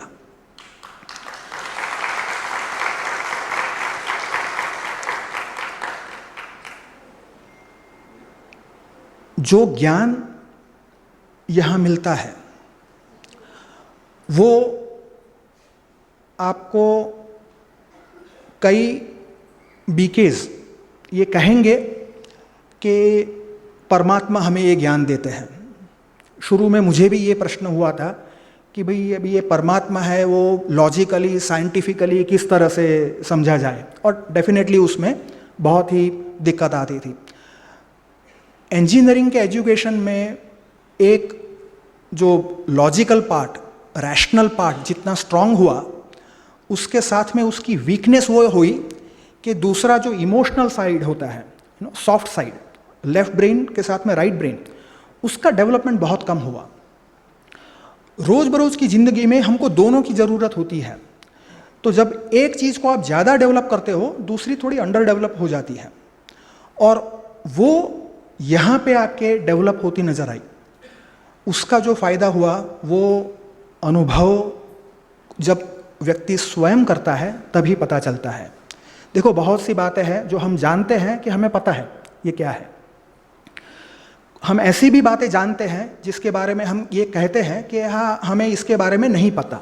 सो we know what we do not know, but there are lot of things and very important things we don't know that we don't know about it. इसके लिए आपको कोई तीसरा व्यक्ति चाहिए, कोई और चाहिए जो आके आपको उसकी फिर से स्मृति दिलाए, क्योंकि ये जो सत्यता जिसकी हमें विस्मृति हुई है उसको हम अपने आप सिर्फ बैठे कमरे में बैठ के मेडिटेशन करते रहें तो सब कुछ हमें रियलाइज हो जाए, ऐसा नहीं होता। उसके लिए डेफिनेटली हमें कुछ बेसिस चाहिए, फ्रेमवर्क चाहिए, बेसिक ज्ञान पता होना चाहिए, वो यहाँ पे दिया जाता है। और जब वो सीखने के बाद ये रियलाइज़ हुआ कि फंडामेंटल ऑफ ह्यूमन बिहेवियर अगर आपको जानना हो तो ह्यूमन बीइंग फंडामेंटली क्या है, उसके कैरेक्टरिस्टिक क्या है, उसके बिहेवियर किस तरह से होती है, इंटरेक्शंस किस तरह से होते हैं, what are the governing principles, उसके बारे में यहाँ बहुत कुछ सीखने मिला और अभी भी सीख रहा हूँ। It's a life long learning process. अगर ये जब हम सीखते हैं तब हमें सबसे पहला फ़ायदा खुद को होता है। नेक्स्ट जो हमारे साथ में परिवार में जो है उनसे इंटरेक्शंस में फ़ायदा होता है। नेक्स्ट जहाँ पे भी हम काम करते हैं वहाँ पे उसकी इफ़ेक्ट आती है, और naturally the effect propagates further. अब इस बात को मैं ये जोड़ना चाहूँगा आज के सेमिनार के टॉपिक से। इसके लिए पहले मैं एक उदाहरण लूँगा, एनालॉजी, क्योंकि वो समझे तो थोड़ी सरलता होगी। एक गेम क्रिकेट के बारे में ज़्यादा करके लोग सब जानते हैं, हाँ, ये अजम्पशन किया जा सकता है। अब देखिए, क्रिकेट में जो बैट्समैन होता है उसको पता नहीं होता कि बॉलर अगला बॉल किस तरह से फेंकने वाला है, किस टाइप का, वो बाउंसर फेंकेगा या swinger, out swing, in swing, अलग अलग प्रकार के होते हैं। तो उसे तो अपना जो स्टैंस कहते हैं, उसके जो बेसिक गार्ड लेके जो खड़ा रहता है स्टंप्स के आगे क्रीज पे, वहाँ पे उसको स्थिर खड़ा होके एकाग्रता से बॉलर को ऑब्जर्व करना होता है। और जब बॉलर बॉल फेंकता है उसके पास में कुछ सेकंड या फ्रैक्शन ऑफ सेकंड जो होता है उसमें उसको डिसाइड करना होता है कि ये किस प्रकार का बॉल है, उसके लिए किस प्रकार का शॉट खेलना चाहिए, और उसके लिए उसे कौन सी पोजीशन में जाना है। उसका जो बेसिक स्टांस होगा वो उसमें से बदल के वो शॉट खेलने के लिए जो जरूरी है, फॉरवर्ड में जाएगा या बैकवर्ड में आएगा, उस स्थिति में जाके बाद में उसे स्ट्रोक प्ले करना है, तभी वो अच्छी तरह से रन बना पाएगा। अब यहां पे एक पॉइंट ऑब्जर्व करने लायक है जो हमारे लिए काम का है कि बैट्समैन को अलग अलग तरह के शॉट्स खेलने पड़ेंगे। उसको नहीं पता कब कौन सा शॉट उसके लिए काम का हो। हाँ, तैयारी सबके लिए करके रखनी है, लेकिन उस वक्त पे उसको जज करना है। वो शॉट के लिए उसकी पोजीशन अलग अलग रहेगी, शॉट्स के लिए स्किल जो चाहिए वो भी अलग अलग होती है, लेकिन वो हमेशा अपनी जो न्यूट्रल पोजीशन है, उसकी जो बैलेंस वाली शुरुआत की पोजीशन है, वो हमेशा सेम रहेगी। स्ट्रोक प्ले करके वापस वो अपनी डिफॉल्ट स्टेट पे आएगा। बैडमिंटन की गेम में भी किसी भी प्रकार के शॉट्स सामने वाला खेले तो जो प्लेयर होगा कोर्ट के किसी भी कोने में जाएगा, शॉट प्ले करेगा, वापस अपनी बेस पोजीशन जो है वहां पे आएगा। तो ये बात हमारे लिए क्यों उपयोगी है? हमारे लिए हर घंटे, हर मिनट कुछ न कुछ नई बातें होती रहती है जो बदलती रहती है। हाँ? और हमें नहीं पता कि अभी अगले घंटे या अगले दिन हमारे लिए कौन सी चैलेंज आने वाली है। उस वक्त पे हम उसे ठीक तरह से डील कर पाए, उसके लिए ये जरूरी है कि हम अपने बेसिक न्यूट्रल स्टेबल पोजीशन में हो। ये बेसिक जरूरत है। अगर बैट्समैन ने एक शॉट खेला फॉरवर्ड में जाके और फिर अगला बॉल भी ऐसा ही आएगा, वो समझ के वो वैसे ही पोजीशन में पहले से रहे, और दूसरा बॉल जो आ गया उसके लिए बैकवर्ड पोजीशन में जाना था, तो वो तो आउट हो जाएगा। अब हम अगर अपने जीवन को थोड़ी गहराई से ज़रा ऑब्जर्व करें तो एक मीटिंग से दूसरी मीटिंग, दूसरी में से तीसरी मीटिंग, मीटिंग में से कुछ बीच में फ़ोन आ गया कोई फ्रेंड का, कभी फ़ोन आ गया घर पे, और हमको मेंटली इमीडिएटली स्विच ओवर करना होता है। लेकिन हम एक में से दूसरे में जब जाते हैं तो कई बार हमें ये महसूसता होती है कि कभी ऑफिस से घर पे आए और मूड ठीक नहीं है तो घर वाले पूछते हैं कि भाई क्या हुआ, आज ऑफिस में कुछ गड़बड़ हो गई क्या? ये क्या बताता है? बेसिकली हम न्यूट्रल पोजीशन में नहीं हैं। हम जो कुछ भी आगे हुआ, हाँ, उसी की कैरी ओवर इफेक्ट में हम चल रहे हैं मेंटली। कभी रिवर्स होता है, घर के प्रॉब्लम की वजह से ऑफिस में इफेक्ट होती है, तो बॉस को तुरंत पता चलता है तो पूछते हैं कि भाई आज क्या हुआ, घर पे सब ठीक ठाक तो है। ये पॉइंट बहुत जानना आवश्यक है कि हम जीवन में जो कुछ भी चैलेंजेस आती है, अलग अलग चैलेंजेस को डील करने के लिए, उसको हैंडल करने के लिए हमें अलग अलग स्किल की ज़रूरत होती है, अलग अलग गुण की ज़रूरत होती है। फॉर एग्जाम्पल, हमें बोलने की आवश्यकता होती है, चुप रहने की भी ज़रूरत होती है सुनने के लिए। हमें अकेले भी काम करना पड़ता है, लोगों के साथ भी काम करना पड़ता है। हमें कहीं पे लीड करना होता है, कहीं पे फॉलो भी करना होता है, कहीं पे सीरियस रहना पड़ता है और कहीं पे लाइट हार्टेड, थोड़ा इजी रह के भी बात चलानी होती है। कहीं पे फॉर्म रहना पड़ता है, कहीं पे फ्लेक्सिबल भी रहना पड़ता है। कहीं पे कई बातें ऐसी होती है जिन्हें हमें याद रखना ज़रूरी है, और आप देखोगे कई बातें ऐसी है जिन्हें भूल जाना अच्छा है। अब ये जो सीमिंगली कॉन्ट्राडिक्टरी, अपोजिट बातें जो हमें लगती है, एक्चुअली वो कॉम्प्लीमेंट्री बातें हैं।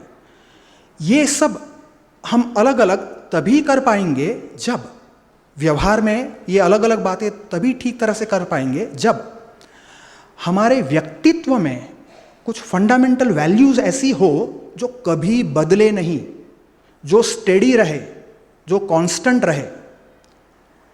जैसे समंदर में जहाज, वहाँ पे अगर उसको लंगर डाल के रखा है, एंकर लगा के रखा है, और अगर एंकर सॉलिड है तो वेव्स कितने भी आए लेकिन वो जहाज वहाँ रहेगा।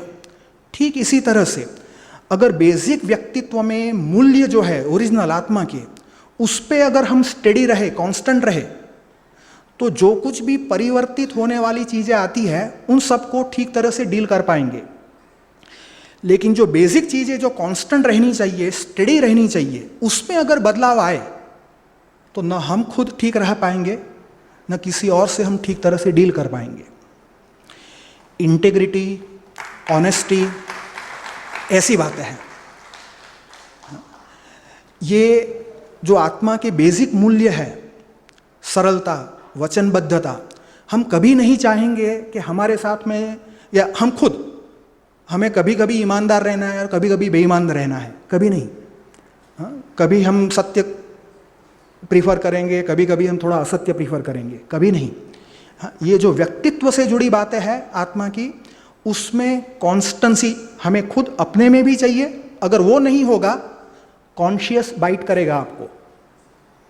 whenever you find your conscious bites, this is the problem that you have to take care of. So what we have to follow is basically कि ये जो constant values जो रखनी है हमें, integrity, honesty, commitment etc., वो हम खुद में लाए तो हम दूसरों से अपेक्षा कर सकते हैं। मैं खुद अगर वचन पालन में प्रतिबद्ध नहीं हूँ और मैं अगर अपने बच्चों से ये एक्सपेक्ट करूँ तो मेरे बच्चे भी नहीं करेंगे, तो ऑफिस वाले क्यों करेंगे? वहाँ पे जहाँ पे मेरा कम कंट्रोल है वो तो डेफिनेटली नहीं करेंगे। तो ठीक इसी तरह ये बात हमें यहाँ पे जो सिखाई गई कि अगर इंडिविजुअल बदलेगा सत्यता के ऊपर आधारित होकर, तभी इंडिविजुअल के आधारित जो कुछ भी अलग अलग इकाइयाँ हैं, डिपार्टमेंट है, ऑर्गेनाइजेशन है, गवर्नमेंट है, विश्व है, वो बदलेगा। लेकिन बेसिक इकाई है मनुष्य। तो हमें स्व परिवर्तन करना है। डिपार्टमेंट के परिवर्तन के लिए या फैमिली के अंदर परिवर्तन लाना है, उसके लिए भी सबसे शुरुआत अंदर से यहीं से होती है। सो ये एक बहुत इम्पॉर्टेंट चीज़ जानने मिली, और जो सही मायने में सत्यता पे आधारित है। फाइनली इतना ही कहूँगा कि जो मेन मैसेज परमात्मा द्वारा सत्य ज्ञान जो वास्तविकता से जुड़ा हुआ है, और यहाँ की हर बात जो बेसिक प्रिंसिपल सिखाई जाते हैं, वो सब बातें एक्चुअल वास्तविकता से जुड़े हुए हैं। साइंटिफिकली अप्रोच करके सब समझा जा सकता है इसे। ये बातें अगर अपनाई जाए तभी सर्व का कल्याण सदा के लिए हो सकता है। जो सुशासन एक डिपार्टमेंट के लिए या गवर्नमेंट के लिए जो बात कर रहे हैं, वो कब सुशासन होगा? जब लोगों के कल्याण के लिए होगा। और सस्टेनेबल प्रोग्रेस, जो भी कल्याण हो वो सस्टेनेबल हो, सदा के लिए हो। ये तभी हो सकता है जब वो सत्यता पे आधारित हो। और सत्यता पे आधारित जो है वो हमारे आत्मा के बेसिक मूल्य, इंटेग्रिटी, ऑनेस्टी, कमिटमेंट एट्सेट्रा।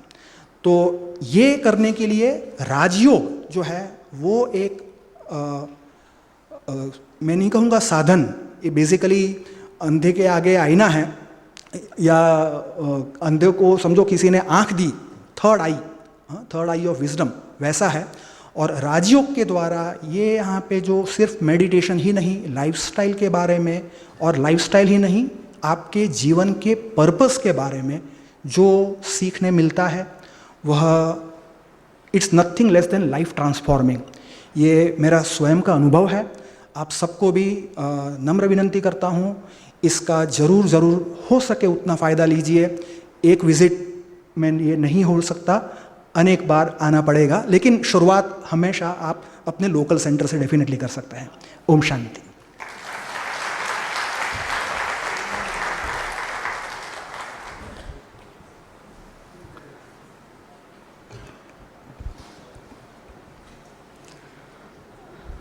बहुत बहुत धन्यवाद त्रिवेदी भाई का, क्योंकि एक्सपीरियंसेस एक ऐसी चीज़ है, एक ऐसी धरोहर है जिससे ना केवल हम अपनी ज़िंदगी में लगातार प्रगति करते हैं, परंतु दूसरों को भी उसको सुनाने से हम इंस्पायर करते हैं।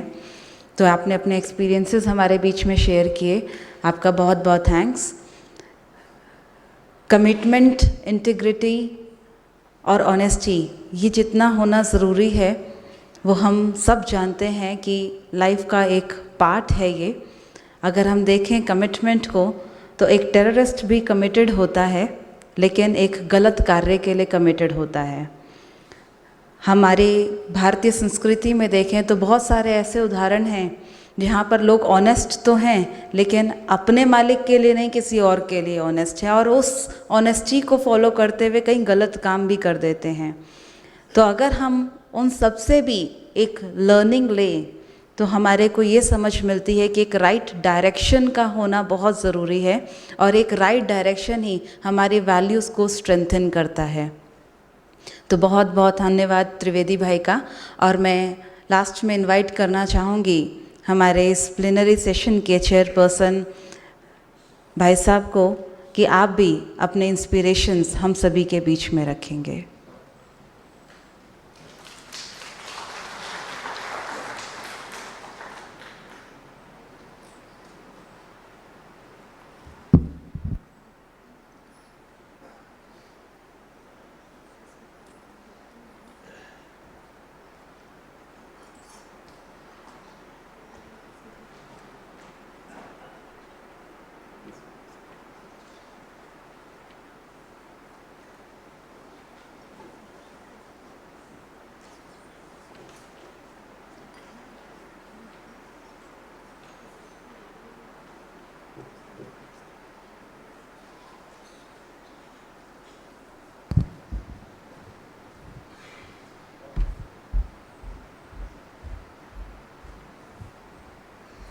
ओम शांति।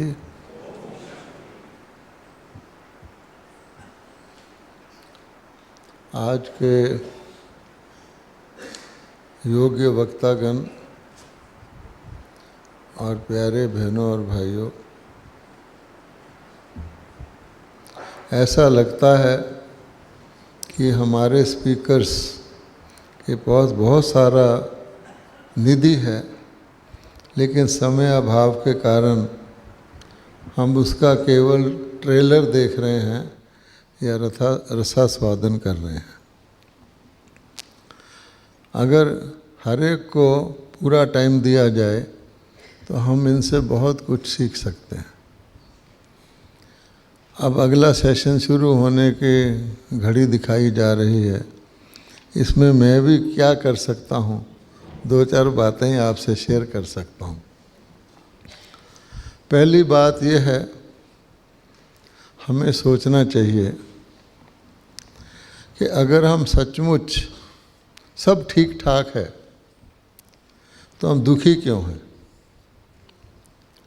क्योंकि दुखी वही हो सकता है जो किसी न किसी प्रकार का धोखा खाया हुआ है। तो हमें पहले ये स्वीकार कर लेना चाहिए कि जो कुछ हमारे पास है, अगर इन स्पाइट ऑफ दैट हम दुखी हैं तो अवश्य कोई ऐसा धोखा है जिसको हमें हटाना होगा। अब जहाँ तक कमिटमेंट का सवाल है, तो आजकल एक क्लासिक स्टेटमेंट सभी देते हैं। वो क्या है कि मैं ये करना तो चाहता हूँ पर मेरे से होता नहीं, या मैं ये करना नहीं चाहता था लेकिन मेरे से हो गया। अब इसको आप एनालाइज करिए कि मैं ही करना चाहता हूँ पर मैं ही कर नहीं पाता, और मैं नहीं करना चाहता तो हो गया। इससे आपको पता लग जाएगा कि हम अपने आप को कहाँ पाते हैं, हेल्पलेस। मैं ब्रेक लगाना तो चाहता था, नहीं लगी, टक्कर हो गई। हाँ, अच्छा, अगर यहाँ तक हो तो भी ठीक है। जैसे बहन जी ने बताया था कि सिंपली अपनी कमी को स्वीकार करना, ये भी कोई बड़ी बहादुरी की बात नहीं है। अब हमारा डबल स्टैंडर्ड देखिए। दूसरे को हम कहते हैं उसको ये करना चाहिए था, उसने क्यों नहीं किया। अपने लिए कहते हैं मैं ये करना चाहता था लेकिन नहीं होता, उसके लिए हम जज बन जाते हैं, अपने लिए एक्सक्यूज़ मांगते हैं कि उसको करना चाहिए था उसने क्यों नहीं किया, उसको ये नहीं करना चाहिए था उसने क्यों कर दिया। तो this in short describes our situation. अब इसके पीछे बहुत सारी वजह हैं, अब उसकी डिटेल में तो हम नहीं जा सकते, लेकिन 2-4 बातें बेसिक हम आपको बतानी चाहते हैं। पहली बात यह है कि अगर कहीं अंधेरा है तो उसका मतलब है वहाँ रोशनी नहीं है। अगर कहीं रोशनी है तो वहाँ अंधेरा नहीं है। अंधेरा और रोशनी इकट्ठे नहीं रह सकते।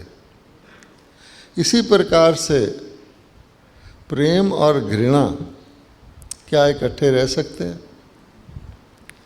पर हम इस गलतफहमी में हैं कि हम दुनिया के 99% लोगों से प्रेम करते हैं। भाई कितनी डेमोक्रेसी में 99% का मतलब आप समझते हैं?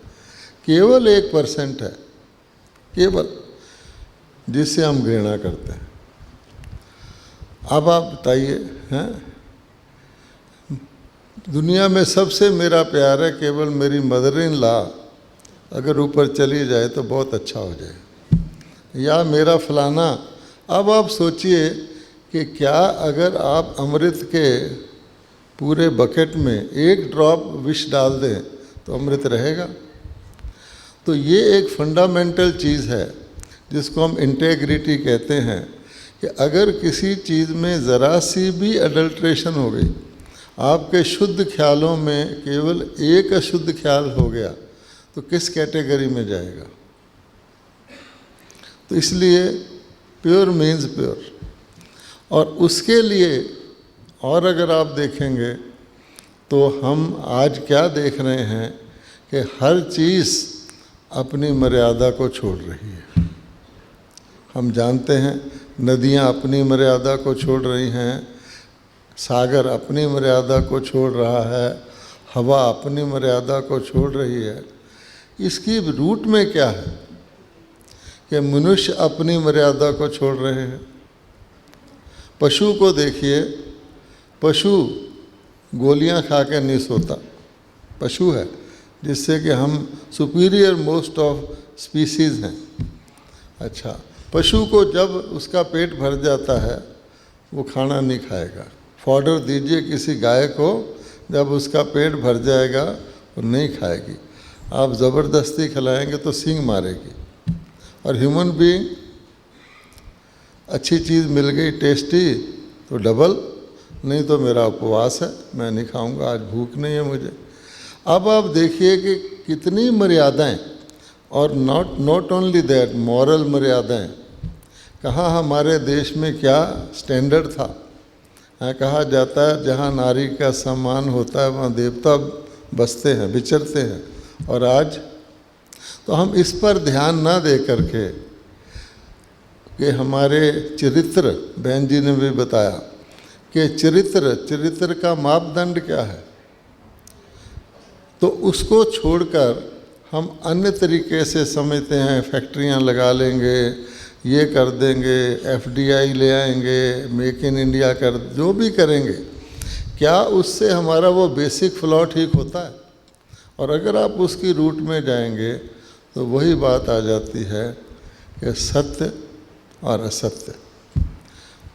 हमने पहली भूल ये की है कि जो हमारा एटर्नल बीइंग है, जो हमारा ट्रू बीइंग है, जो हमारा नेचुरल बीइंग है, जिसको हम कहते हैं बीइंग, एक है ह्यूमन पार्ट, एक बीइंग पार्ट। बीइंग को तो हमने इग्नोर कर दिया टोटली, और ह्यूमन पार्ट को हम ओवर डेवलप करे जा रहे हैं। तो इस वजह से जितनी भी आप खास बात, एक बात नोट कर लीजिए कि दुनिया में जितनी भी चीज़ें हम चाहते हैं, जितने भी चाहते हैं, अगर आप एक वाइट बोर्ड ला के लिखें हम ज़िंदगी में क्या चाहते हैं, अगर हम आपसे पूछें तो ज़्यादातर लोग कहेंगे शांति चाहते हैं। दूसरे कहेंगे हैप्पीनेस चाहते हैं, कोई कहेंगे हम लव चाहते हैं, whatever you name 100 things that a human being wants. उसमें एक कॉमन फैक्टर होगा कि all those are non physical non material. आप लिस्ट बना लीजिए, प्रेम, शांति, संतोष, एक्सेलेंस, कॉपरेशन, 1000 चीज़ों का बना लीजिए list, they will be all non physical non material, और वो बीइंग से कनेक्टेड है। क्यों ऐसी हैं? क्योंकि उसकी अनुभूति बीइंग को होती है, आत्मा को होती है, वो भी नॉन फिजिकल नॉन मटेरियल है। अगर हम आइडेंटिटी क्राइसिस में आ जाएं, अपने को ह्यूमन मानने लग जाएं, तो आप हर चीज़ का मूल्यांकन फिजिकल और मटेरियल से करेंगे। ये हमारे पोजेशन, और वो सारी की सारी चीज़ें शॉर्ट लिव्ड हैं, बिकॉज बॉडी इज़ मॉर्टल। तो बेसिक फंडामेंटल ये जो असत्य है, इसके बाद हमारी इंटेग्रिटी है वेरी लिमिटेड। इसी तरह से ऑनेस्टी है, ओनली इट गोज दस फार एंड नो फर्दर। इसी प्रकार से हमारी कमिटमेंट है। अभी जैसे बहन जी कह रही थी, कमिटमेंट टू व्हाट? एक आदमी मिसगाइडेड है, उसकी यही कमिटमेंट है कि जाके बॉम्ब बन के एक्सप्लोड हो जाए। अब ये तो बड़ी भारी कमिटमेंट है, बट टू व्हाट पर्पस? इसलिए वो जो बेसिक है कि मैं आत्मा हूँ। तो फर्स्ट फंडामेंटल तो हम ये ना सिर्फ सुने बल्कि इसको अनुभव करें। आप देखेंगे कि आपको मान लो यहाँ दबाएंगे तो दर्द होगा, आप कहेंगे भी यहाँ भी जान है, लेकिन बेसिकली वो आत्मा है तो पेन होता है। आत्मा निकल जाए तो आप पोस्टमार्टम कर लीजिए, वो आत्मा मैं हूँ। अगर हम इससे ज़रा सा भी हिले तो एवरीथिंग विल गो, वैल्यूज़ वगैरह सारी मटेरियल हो जाएंगी। In fact it is a misnomer to call a value a material value. Material value होती ही नहीं है, लेकिन हमने उसको भी चेंज कर रखा है। तो इसलिए फर्स्ट चीज़ है आत्मा। फिर आत्मा मानने से भी काम नहीं चलता। चलो हम आत्मा हैं, सब ने मान लिया, प्रैक्टिस भी कर लिया, लेकिन अगर आप पक्का अभ्यास करेंगे, once you realise and experience you are a soul, आप दोबारा अपने को बॉडी मान ही नहीं सकते। आप कहेंगे ये कैसे हो सकता है? क्योंकि ट्रूथ है, आई एम ए सोल।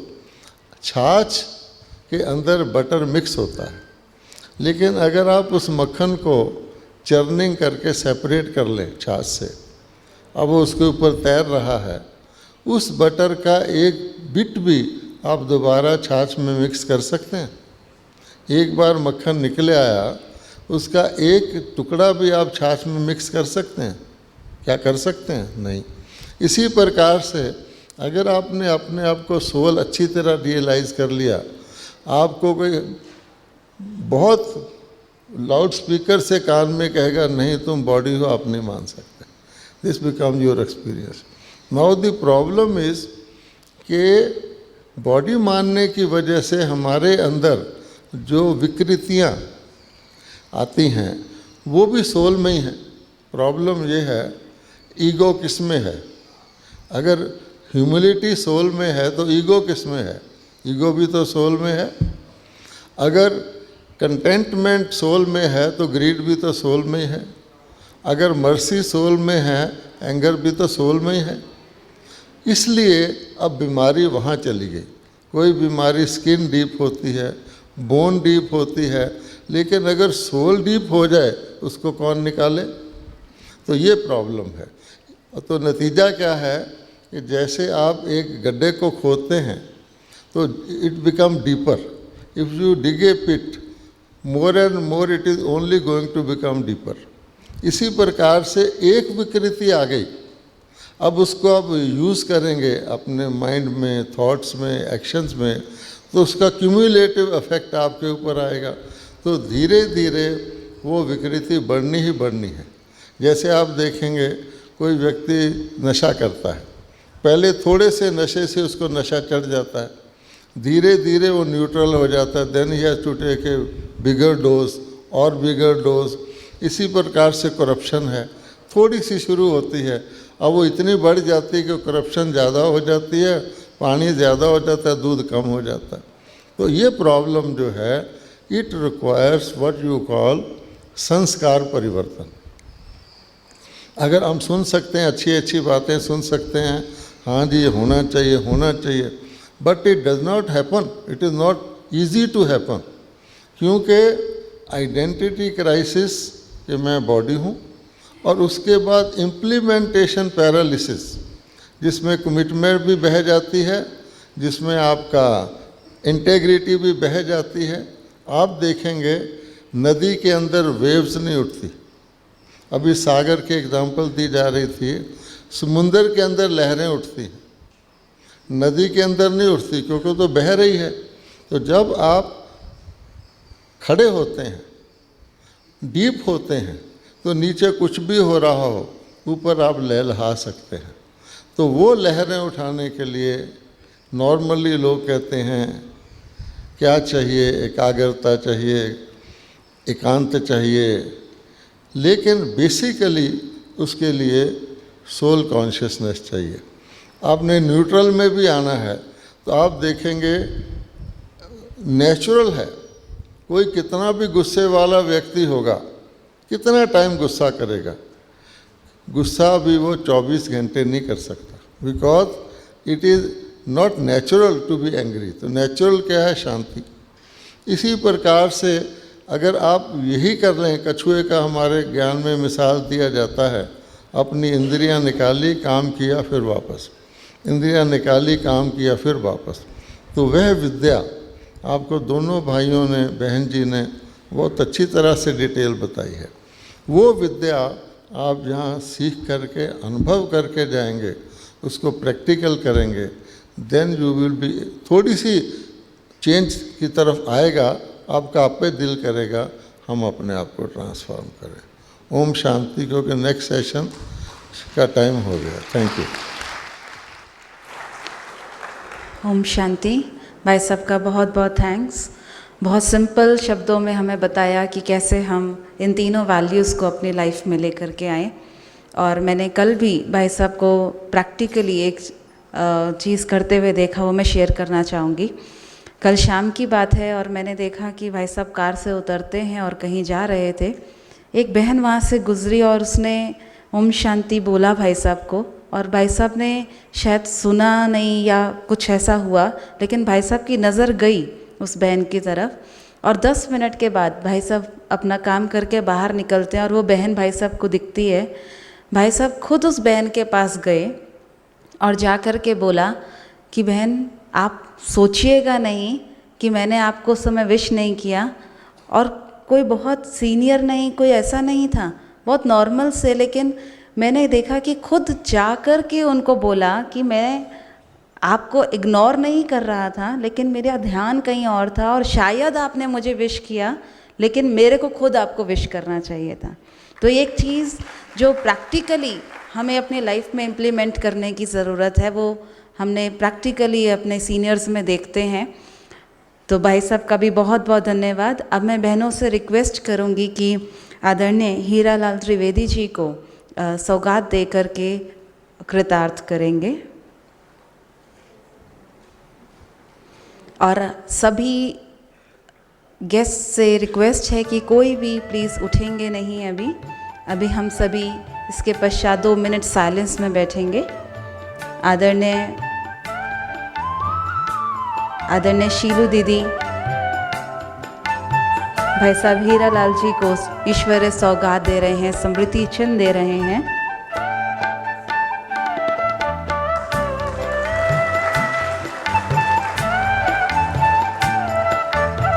परमात्मा का चिन्ह स्मृति चिन्ह के रूप में भाई साहब को दिया जा रहा है। बहुत बहुत धन्यवाद। 1 मिनट सभी साइलेंस में बैठेंगे, वापस ईश्वरीय स्मृति में बैठेंगे, और इसके पश्चात एक बहुत अच्छी एक्टिविटी आप सभी के बीच में अभी आएगी।